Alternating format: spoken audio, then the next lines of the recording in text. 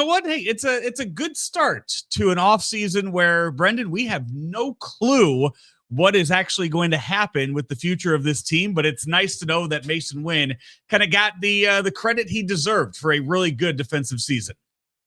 Yeah, Masyn Winn, we have long been talking about this guy as a future Gold Glove winner. Now we can talk about him as a Gold Glove winner as he took home the hardware, as you mentioned, on Sunday night. Well-deserved. We might have had some concern about the fact that he was going up against a big-name Dodger in Mookie Betts in the same category, but I think the voters, the powers that be, they got it right with this one.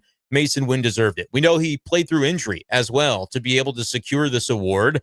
Ideally, you get everything corrected with the knee, Joe, and I think he could be even better defensively next year. But I guess a key question coming from this moment as we embark upon a Cardinals rebuild, a retool, a transition toward the Heimblum era, I'm wondering, and I think maybe some Cardinals fans are wondering too, how big of a factor, how big of a fixture can Masyn Winn be in what will hopefully be a contending era of Cardinals baseball again sooner rather than later, whether that takes a year, a couple of years, whatever it takes. I think a lot of Cardinals fans right now, Joe, are of the mindset that the team is heading in the right direction under Heimblum, the leadership being installed, the infrastructure being put together.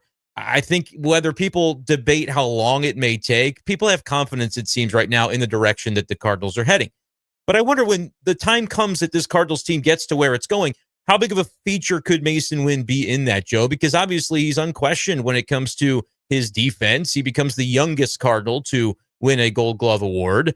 But offensively, the full package, what is Masyn Winn?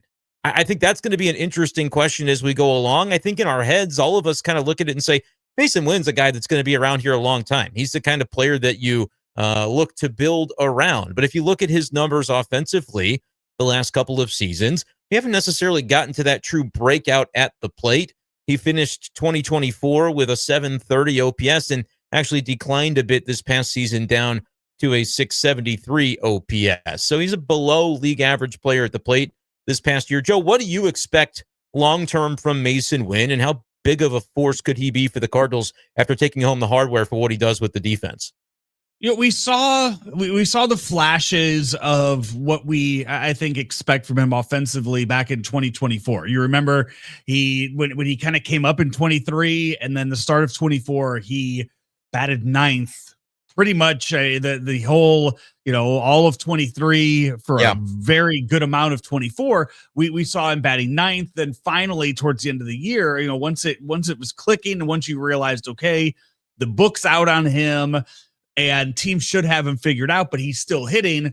Let's see how he does in the top of the order. And he did all right. Then spring training 2025 rolled around and he struggled a lot down in Florida and, had to kind of work his way around the lineup before you saw him back up in that 1-2 spot towards the end of the year. And I think that's where the Cardinals expect Masyn Winn to be moving forward. That's where you expect him to be in 26. That's where you expect him to be as you do have this rebuild.